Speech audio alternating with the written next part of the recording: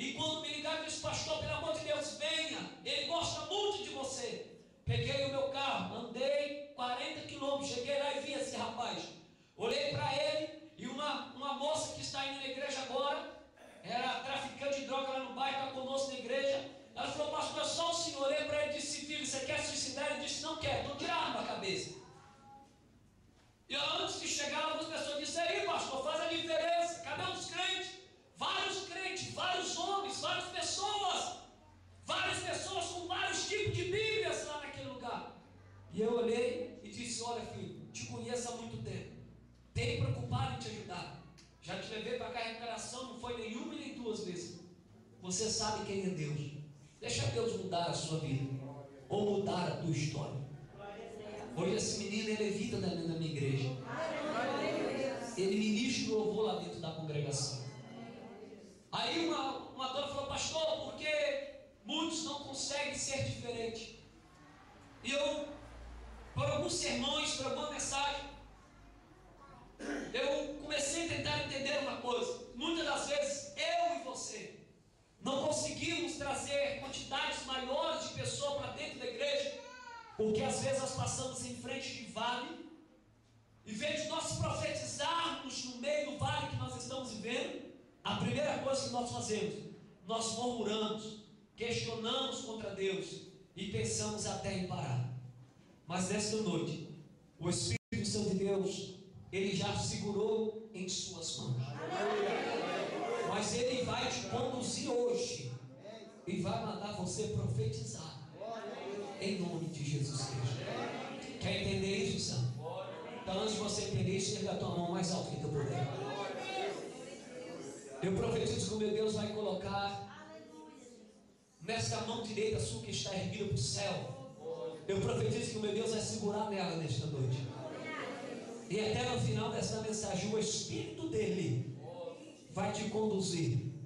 E se tem vale de osso seco em tua vida, o meu Deus vai tornar ela em vida aqui neste lugar. Ei, vamos lá? Se tem vale de osso seco no caminho de sua história, o meu Deus vai transformar em exército de vitória aqui nessa noite. Creio nisso, você crê nisso? Então entenda a palavra do Senhor. A história de Ezequiel é muito linda.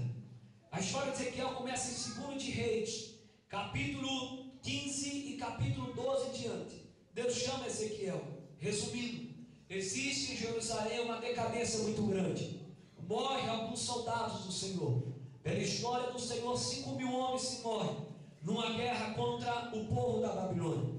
Nabucodonosor, depois de ter matado alguns homens, a Bíblia nos diz que ele começa a raptar algumas pessoas de Jerusalém, Israel, assim como Ananias, Azarias e Misael, que depois foi mudado o teu nome como Sadraque, Mesaque e Abednego. Rouba também Daniel. A história não termina aí. Nabucodonosor, o rei da Babilônia, doido para destruir a história de Jerusalém, ele vai e começa a raptar algumas pessoas. Pega Ezequiel como um escravo. E a Bíblia diz que Ezequiel, ele começa a ser escravo da Babilônia. Resumindo, 70 anos ser escravo do povo da Babilônia. 70 anos ser escravo de Nabucodonosor.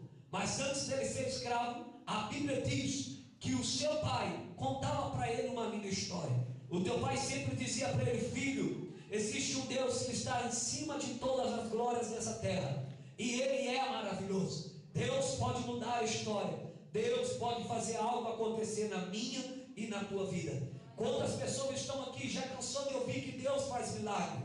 Quantas pessoas estão aqui já cansou de ouvir que o teu Deus é médico dos médicos, é Senhor dos senhores? Eu já preguei muitas vezes aqui na igreja, já disse que existe um Deus que está sentado num trono de vitória. Os teus olhos é como um chama de fogo, está contemplando a minha e a tua vida, e nada pode destruir aquilo que ele tem poder de construir, e a porta que ele abre, ninguém pode fechar. Quantos já ouviram isso na tua história? Eu cansei de ouvir isso. Todas as vezes eu sempre ouvi: o Senhor é o meu pastor e nada vai me faltar. Ei, quantas vezes eu ouvi, quando o homem pensa que ao final da sua história, o meu Deus começa uma grande história a teu respeito. A Bíblia diz que pode levantar os céus e a terra, mas o que o meu Deus prometeu para a minha vida, para a tua vida, para essa igreja, não vai se passar, porque ele não é filho do homem para que se imite, nem se arrependa. Deus é Deus e Ele pode usar a tua vida como uma atitude de milagre neste lugar. É lindo saber disso, Quantas vezes Ezequiel ouviu isso? Ei, existe um Deus, que Ele é bom, que Ele é maravilhoso, que Ele vai mudar a história de Israel e do povo dessa terra. Eu já ouvi isso. Quantas pessoas já ouviram isso? Quantos que estão aqui já ouviram isso? Quantos que estão aqui já entenderam que Deus é maravilhoso? Eu fui pregar na cidade de Campos, no Rio de Janeiro. E de repente, de noite, o pastor que nós somos pregar, ele deixou a gente nem ir na praia. Aí ele foi dormir, curioso, vai na praia. Esperei o pastor dormir e fui para a praia, pastor. Cheguei na praia, eu, o pastor amigo meu. Aí nós estamos na praia de noite, andando, quase gente grande. E de repente, num barquinho, um barulho. Todo ser humano é curioso. Cheguei perto do barquinho, vi um rapaz e uma moça. De 22 anos o rapaz e 25 anos o rapaz, 22 anos a moça. Os dois estavam nus, completamente nus. Na hora eu fui me retirando e de repente eu vi esse rapaz dizendo para aquela moça: vamos nos matar agora, vai acabar a nossa vida. Resumindo, eu e o pastor Edmilson Calixto chegamos perto dele e disse: ei rapaz, por que vocês estão querendo tirar a sua vida? Eles se cobriram e eles disseram: ela é minha irmã de carne e ele é meu irmão de carne. Mas pastor, nós estamos vivendo um vale em nossa vida. Estamos vivendo um deserto em nossa alma. Eu olhei para ela e disse: o que foi, filha? A minha mãe morreu tem 2 meses. Descobrimos que o meu pai tem AIDS e ele está numa situação precária, desenganado pelos médicos, internado no hospital. E o médico virou para nós hoje de manhã e disse que ele vai morrer. Olhei para o meu irmão e disse: sem mãe e sem pai, sem mãe e sem pai, nós vamos agora tirar a nossa vida. Vamos morrer, vamos acabar. E pela autoridade do Senhor nós dizemos: olha, a Bíblia diz que quando nós chamamos pela existência de um Deus fiel, Ele é poderoso para mudar o cativeiro de nossa alma. Aqueles jovens acreditaram nisso. Vim embora para Belo Horizonte. Depois de alguns dias o meu telefone toca. Quem era? Era Rafael e Rafaela, os dois jovens, convidando para ir na igreja. E eles disseram: pastor, nós éramos crentes desviados. Eu era presbítero de uma determinada igreja. A minha irmã é levita de uma determinada igreja. E quando nós chegamos na luta, nós pensamos em parar, pensamos em desistir. E eu disse: e aí, Santos? E agora? Ele disse: pastor, tudo mudou. Nós aprendemos que quando no dia do nosso vale, se eu abaixar a cabeça, se eu murmurar, eu não verei a glória de Deus abençoando a minha vida. Eu não verei a glória de Deus mudando a minha história. Eu não verei que Ele é o grande eu sou. E quando Ele quer operar, ninguém pode impedir a minha vida. Irmãos, hoje eles estão no ponto de uma igreja em Campos. Eles são ministros de louvor. Ele é pastor de uma igreja maravilhosa. Daqui a 15 dias estarei com eles lá pregando a palavra do Senhor. Aí você pergunta: pastor, o que você quer dizer com isso? Eu quero dizer uma coisa: que Ezequiel estava todos os dias, ele ouvia que Deus era bom, que Deus era maravilhoso. E quando ele foi escravo do rei da Babilônia, Nabucodonosor, ele caminhava 4 horas para ir e 4 horas para voltar. Ele saía da Babilônia, ia no rio Quebar, chegava no rio Quebar, pegava argila e água para construir estaltas para Nabucodonosor, escravo. Durante 70 anos ele estava desta maneira. Durante 70 anos sendo escravo. Agora imagina você, 70 anos. Ei, imagina você, 70 anos sendo escravo de uma maldição. Que maldição era aquela? Primeira maldição que ele estava sendo escravo, de saber que Deus era bom, Deus era libertador, Deus era fiel. E a maldição que ele vivia era saber que Deus poderia fazer grandes coisas, mas ele não tinha autoridade de profetizar as grandes coisas de Deus na vida dele. Quantas pessoas estão na igreja, estão vivendo uma escravidão em tua vida? Não me interessa qual é a escravidão da sua ou da sua casa ou da tua família, mas muitas das vezes você tem escondido atrás da escravidão que você está vivendo. Às vezes você tem visto pessoas, vizinhos da sua casa, vivendo a escravidão das drogas, vivendo o vale de osso seco da cocaína, vivendo o vale de osso seco de casamento se acabando. Aí você que é crente, você que serve o Senhor, você que bate no peito, canta,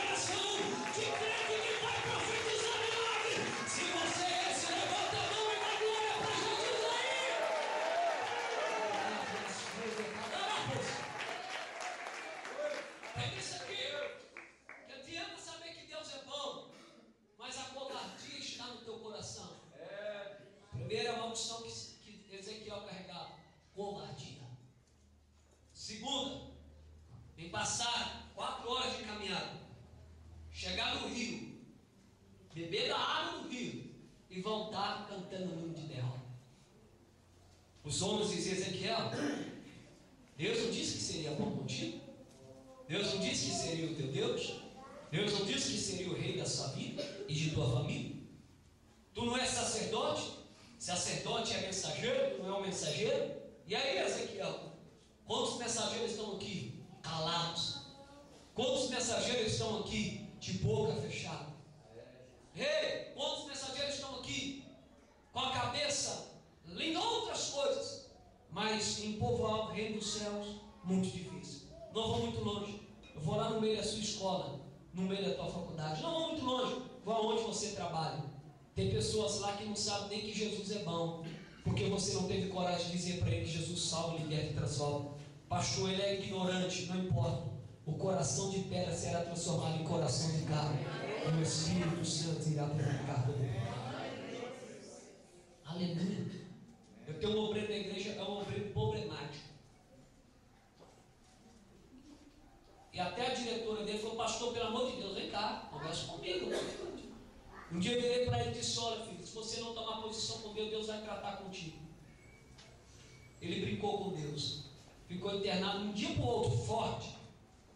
Deu nele uma enfermidade, ficou no hospital. 30 dias enganado pelos médicos. Ninguém sabia a enfermidade do menino. Fizeram um buraco nele, colocaram um tubo. Ninguém sabia.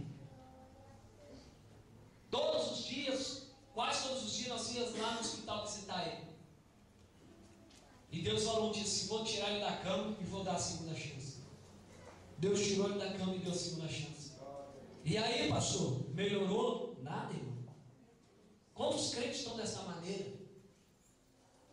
Quantas pessoas que Deus tem dado primeira, segunda, terceira, quarta, quinta, sexta chance e ainda não tem levado a palavra de Deus um pouco mais a sério?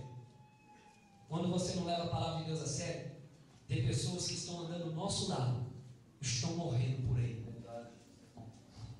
Eu estava numa palestra esses dias, terça-feira, 3 horas da tarde. Fui convidado para dar uma palestra para algumas pessoas. Teve algumas pessoas da Secretaria de Defesa Social, alguns prefeitos de Santa Luzia, de algumas regiões metropolitanas, e eu fui dar uma palestra. E esta palestra pediram que eu desse meu testemunho sobre as drogas. E eu, no meio da palestra, comecei a pregar a palavra do Senhor. Um rapaz falou assim: ó, antes do testemunho que teu tempo está acabando. Ele disse: quem faz o tempo é Deus. E comecei a pregar a palavra do Senhor. Dei o meu testemunho. Quando terminou, um rapaz, doutor Lafayette, secretário da Secretaria de Defesa Social, ele colocou uma palavra que eu nunca mais vou esquecer isso. Ele disse: muitas das vezes, se os jovens estão no mundo que eles estão vivendo, a culpa é daqueles que viram e não deram uma palavra amiga. Muitas das vezes, se a sua família está vivendo uma vida desgraçadamente destruída, é porque você não teve coragem de pronunciar uma palavra de vitória no meio dela. Se o teu vizinho, a casa dele é uma escola de samba, voa a panela para um lado e para o outro,